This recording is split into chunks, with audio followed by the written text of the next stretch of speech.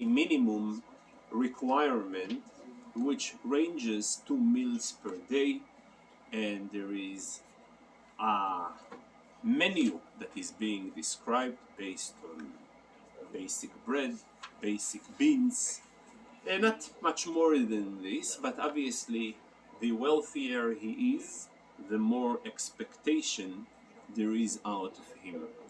In the mezoinos, in the feeding her, he is also committed not only her, but also to feed the children until the age of 6. After the age of 6, there is no legal obligations. However, there is a right for the community and for the Bet Din to make a shaming campaign which will sound like this. This man is crueler than the crow. Crow is one of the birds that he is cruel upon his own children. And this is the one who is even crueler than a crow, and that type of shaming campaign is allowed in case he is not rich. In case the person is rich, then an enforcement will take place not from the aspect of mezoinos, but from the aspect of tzedakah, from the direction of tzedakah, because a community has a right to enforce an individual upon giving tzedakah for the need of the community. In this case, if the needy one happens to be his own children, they have the full right that the community will be acting on their behalf to force him to give the tzedakah. There is also a very interesting case. In the olden days, sometimes people got angry and they used to make a vow and prohibit their wives from eating a certain food. Let it be even a very untasty, unpleasant type of food. I don't give much patience to this individual, and the expiry time for the patient is 30 days. After 30 days, I'm forcing him to divorce and to pay his ksuva. Until 30 days, it's okay for her to be in a state of neder, and in the meantime, while he cannot feed her because he made a vow for her not to benefit from him, but a friend of his can in the meantime make sure that she's not going to starve, and he will provide her the food until then. In the third chapter of today, there is a continuation of the obligation a person is obligated, what type of dress, of garment, to provide the wife, and what type of jewelry he needs to provide her as well. There is also a great discussion if a person runs away and his wife got stuck without mezoinos, and the general guidelines, she has the right to go and sell whatever she can in order to get some cash from the proceeds in order to feed herself. And later he cannot claim when he comes back, well, I left you food in other places. So typically, if she is not going to do it, Beis Din will do it for her. However, if she chose not to do it and just work by day and by night, later she doesn't really have a way to collect it back from her husband. So that's the general idea. If she takes initiative and goes ahead and sells whatever she can in order to provide for her livelihood while he is out, it's one thing. Now, what about jewelry? Should Beis Din go ahead and sell items, sell assets of his property in order to provide her jewelry? And the answer is no. Though that Beis Din, in a case that a husband lost his mind or became mute and deaf, he cannot operate, so then Beis Din will give the go-ahead for her to sell the assets for jewelry.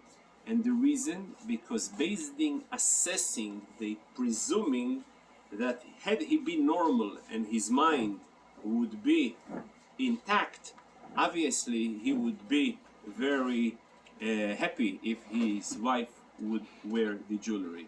But when a person runs away, not necessarily the fact that he runs away may be an indicative that he is not so much fond of his wife, and this itself is not a reason for Beis Din to go ahead and do this type of move. I will conclude with a very interesting vote that I heard from the Rebbe.